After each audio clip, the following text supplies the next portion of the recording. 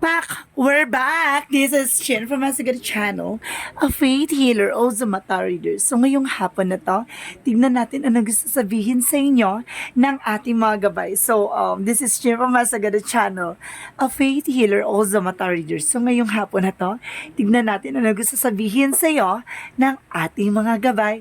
This is a weekly gabay for the month of September 9 hanggang September 15 for the sign of Capricorn. So, Capri, welcome to my channel. Ano kayang messages, advices, sa spirit guides ang ating masasagap for today's video? Ano kaya kaganapan sa buhay mo ang ating masasagap? So guys, this reading is a journey reading lamang, hindi lahat makaka-resonate. Kunin lamang po ang makaka-relate sa inyo and comment down below kung kaninong energy ang ating nasagap. So, and of course, don't forget to like and subscribe my channel and hit notification bell for more videos update. Sa mga hindi pa po nakakapag-subscribe sa aking channel, please click yun na subscribe button dyan sa baba for all bell para updated kayo sa mga videos na i-upload natin every time in every moment. So guys, kumapit-kapit ka dahil ito na mensahe sa'yo ng ating mga gabay. So, shuffle muna tayo guys before anything else. Bago tayo mag-bling, i-shuffle muna natin ng mas maganda at mas talagang pasabog, no? And of course, welcome back tayo, T, ha? Pasensya na kayo for late uploads tayo. That because of, alam niyo naman si Water, masyadong energetic, si Akla, namalat. Diba? Pagpasensyahan niyo na po.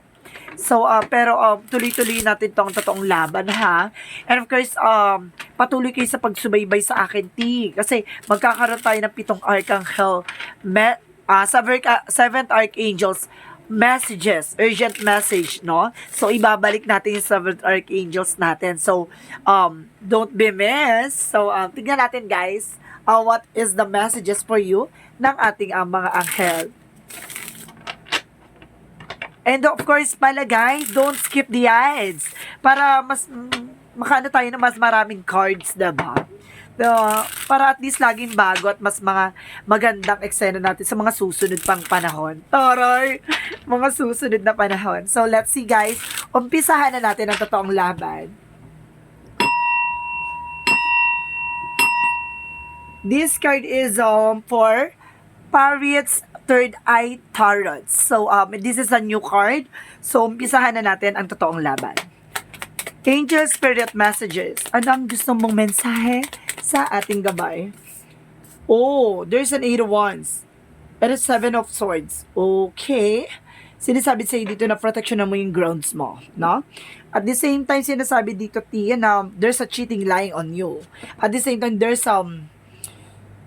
8 of Wands. There's some messages, fast movement, no? May mabilis ang paggalaw ng eksena dito. Kumbaga, or someone susubukang kalinlangin. Mag-ingat, ha?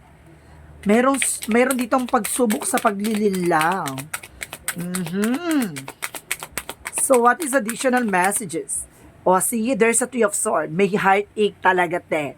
So, it means there's a cheating lying on you. There's a deception, a stress. And of course, there's a 3 of Swords. There's a cheating, lying, heartache, te. Diba? Pagsaksak sa puso ng sugatan, te. Diba? Tingnan natin ano yung pinaka-message pa sa'yo.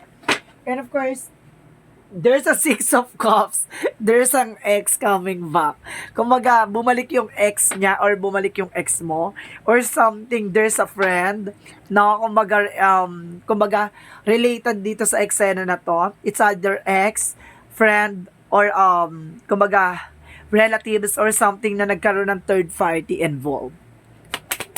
What is additional messages? Okay, there's a 8 of Swords, detach from this situation. Kailangan mo nang kumawala, Tihi. Kailangan mo na mag-move on. So, what is additional messages? There's a star card. There's a wish fulfillment. Mag-move on ka na, Tihi, kasi darating na yung taong para sa'yo. Kumalma ko. Charis. What is the 8 of Wands? What is the 8 of Wands? Yung mahal mo pa pero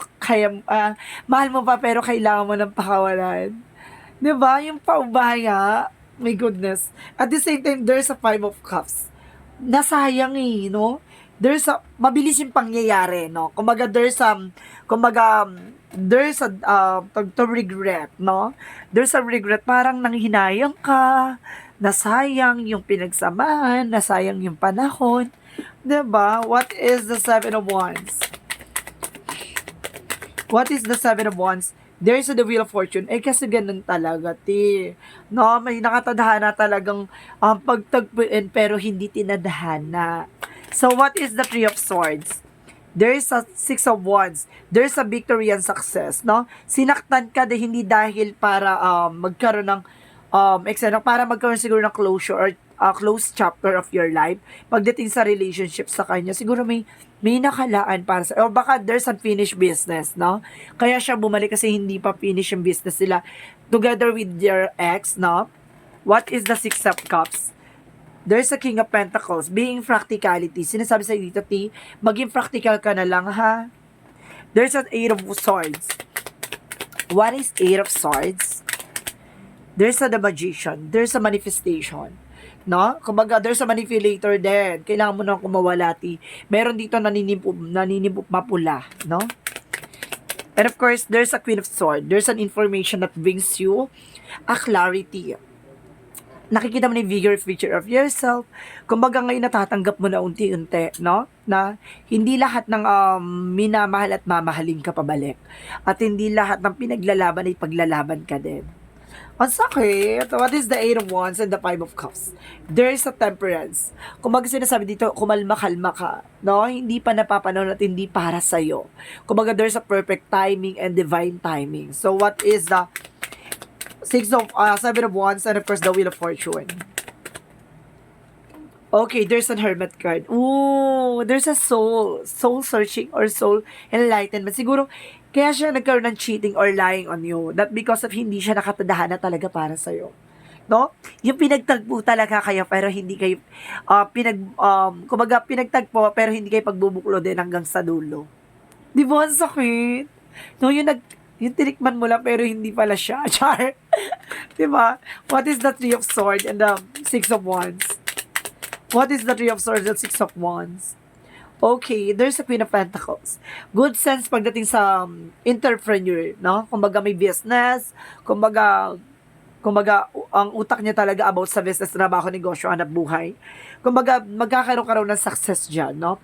Marami man naiinggit behind your back, pero hindi yan ang hindi yan parang hadlang para sa maging matagumpay ka sa buhay, no? What is the Six of Cups and the King of Pentacles?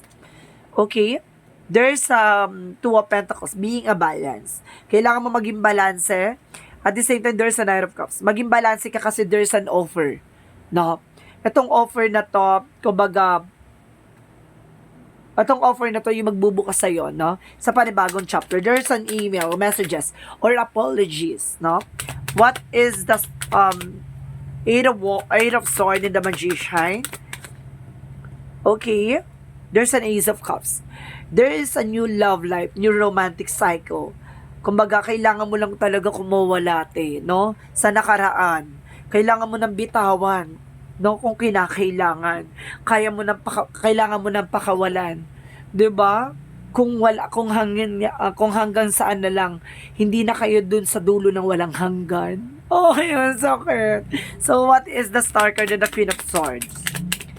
And of course, sinasabi dito, there is Eight of Cups. So, guys, ang ganda ng energy. Ang ganda ng energy dito, guys. There's an 888. So, ibig sabihin, there's an abundance. You have a potentials for abundance that brings you into success. Kumbaga, may financial talaga dito, teha. Kumbaga, may salapi, no? And of course, the Eight of Cups.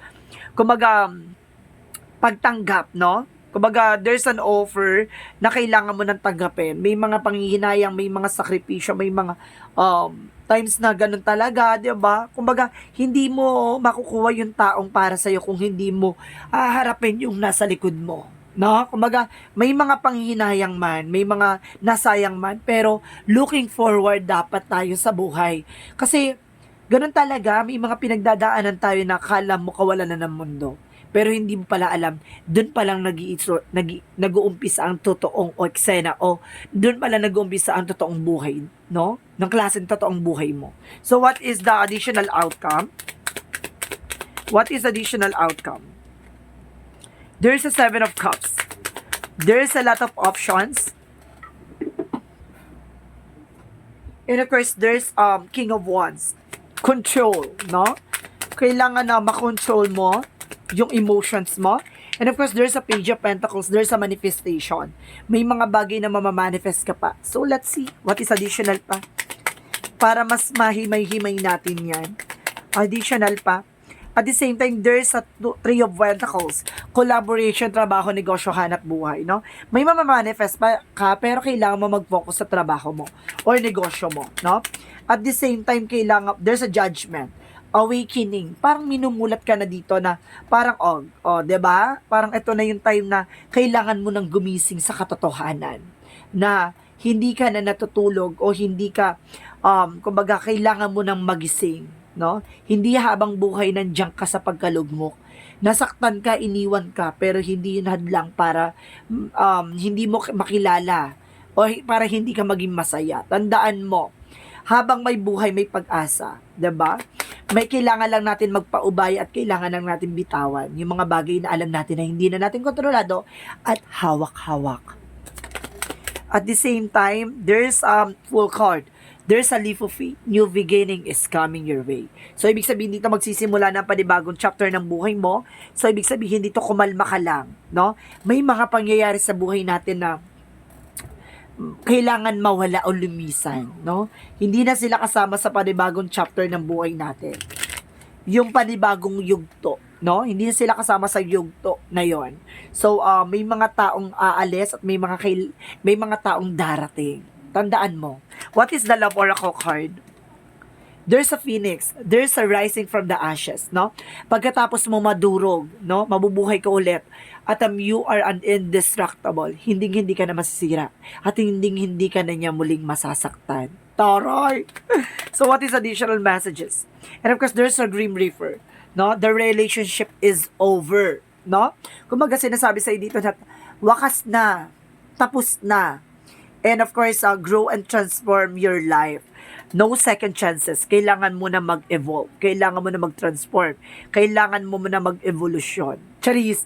Diba? Development, discoveries. Marami ka pa ma-discover at marami ka pa makikilala.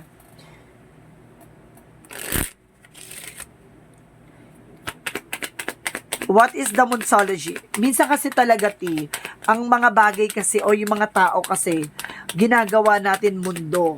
'Di ba? Yung ginagawa mo kasing mundo, yung dapat ay tao lang. 'Di ba?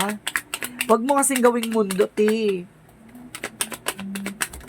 At the same time, there is look at the bigger picture. See, the Queen of Sword that kumbaga reminds you na tignan mo yung mga magagandang eksena pa sa hinaharap mo.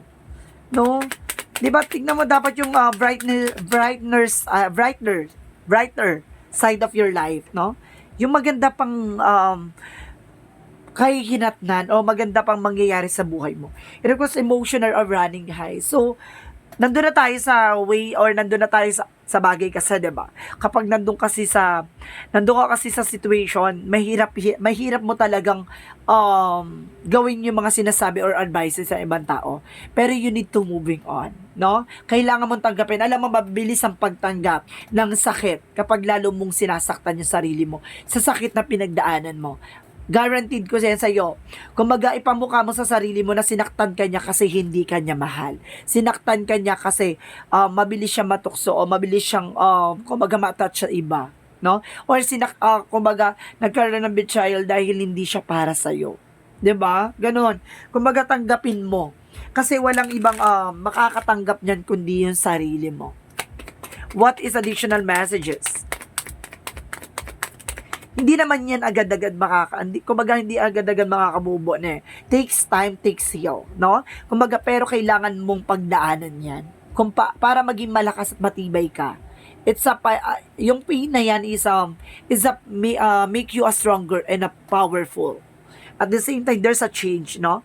May mga kailangan mo lang baguhin. Siguro dahil nagmahal ka na sobra or that because of talagang nagtiwala ka. Kasi may mga pagmamahal na nakakasama kapag sobra. Ganun talaga. So, what is the Romance Angels?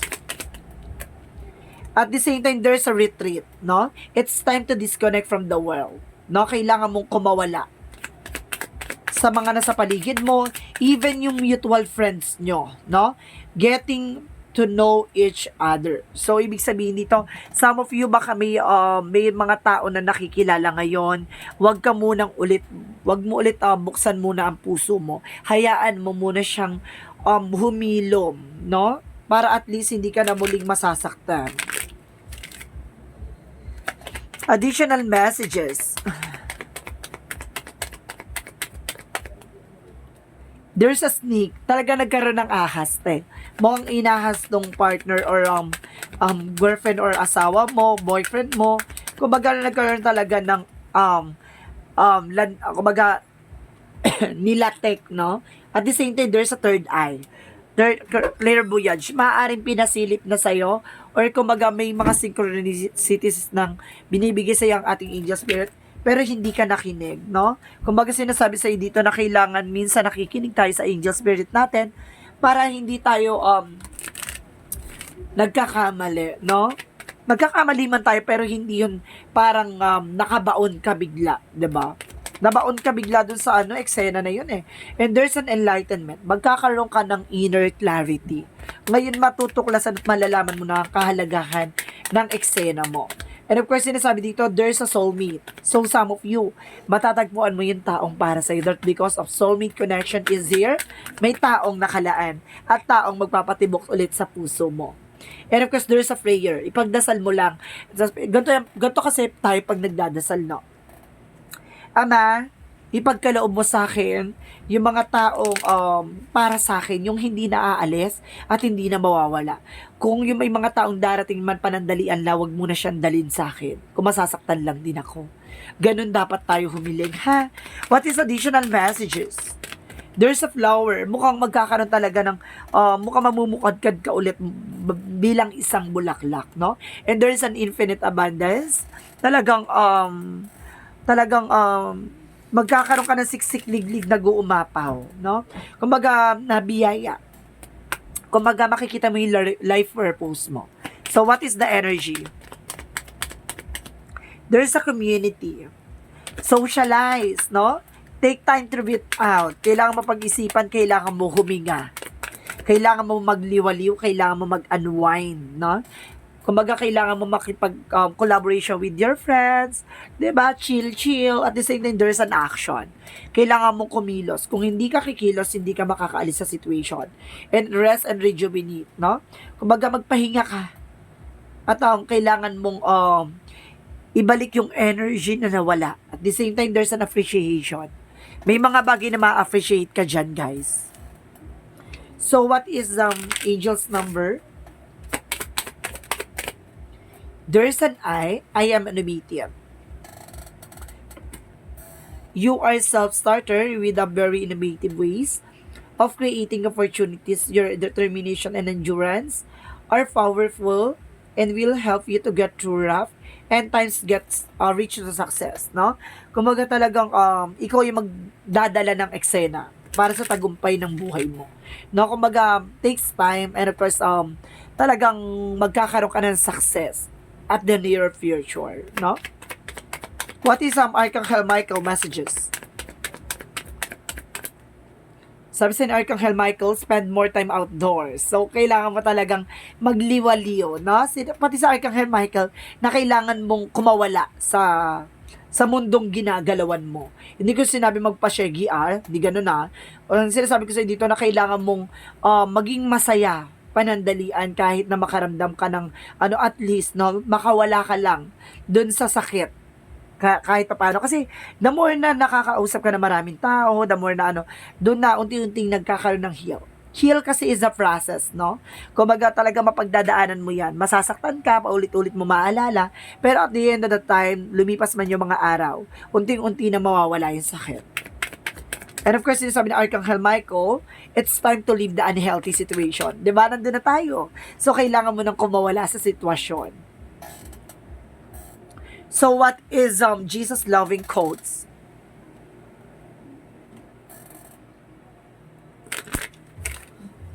What is the Jesus loving quotes?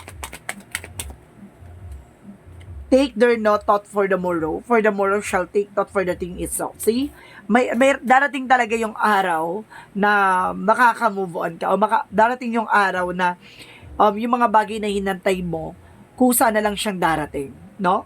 Kumbaga sinasabi sa dito, huwag mong pangunahan yung kinabukasan. Hayaan mo yung kinabukasan ng magdala sa'yo sa hinaharap. Kumbaga, hayaan mo siyang dumaloy. Huwag kang magmadali, no? Enjoyin mo at kumbaga yung mga minuto, yung oras, panahon, enjoyin mo yan. Kasi the more ka kasing magmamadali, the more kang magkakamali. So let's see what is the messages of life. God sustain me. Ang ganda. So let's see. As I turn each day over to God, my worries is my resistance softness. In the arms of God, love is I find my inner peace, even in challenging times. Today, my faith provides me with a great strength. I welcome all that comes my way, knowing that love of God sustain me. So, ibig sabihin dito, na alam mo na si God dito, no? Kumbaga, alam mo na pinalalakas at pinatitibay ka ni God sa lahat ng mga pinagdaanan mo. So, kumbaga yun, nasaktan ka, kumbaga, plano yan ni God kasi, ayaw niyang dumating sa punto na mahirapan ka at the end of the time. So, ibig sabihin dito, may dumating yung tao na yan para mahalin ka, panandalian lang. Kasi may taong darating na masigit na magmamahal sa'yo at tatanggapin ka sa lahat ng mga pagkakamali mo. So, there's applause and of course, the love for who you really, truly are. No? Mamahalin ka maging sino ka man. And of course, this is a weekly gabay for the month of September 9 hanggang September 15 for the sign of Capricorn. So Capri, welcome. Maraming salamat sa iyong magandang reading. And of course, this reading is general reading lamang. Hindi lahat makaka-resonate. Kunin lamang po ang makaka-relate sa inyo and comment down below kung kaninong energy ang ating nasagap. And of course, comment down below guys kung naka-resonate at naka-relate kayo. And of course, if you are not, maaari sa mga susunod na reading. So, para masagap natin ang energy mo, please comment the full name, birthday, and of course, yung lugar kung asan man kayo. Para sa mga susunod na reading natin, energy mo na ang ating masagap. Maraming salamat, guys. This reading is a general reading lamang, hindi lahat makaka-resonate. Kunin lamang pa makaka-relate sa inyo and comment down below kung kaninong energy ang ating nasagap. Maraming salamat, Capricorn, for your wonderful reading. And see you in the next video. Bye-bye. And babush.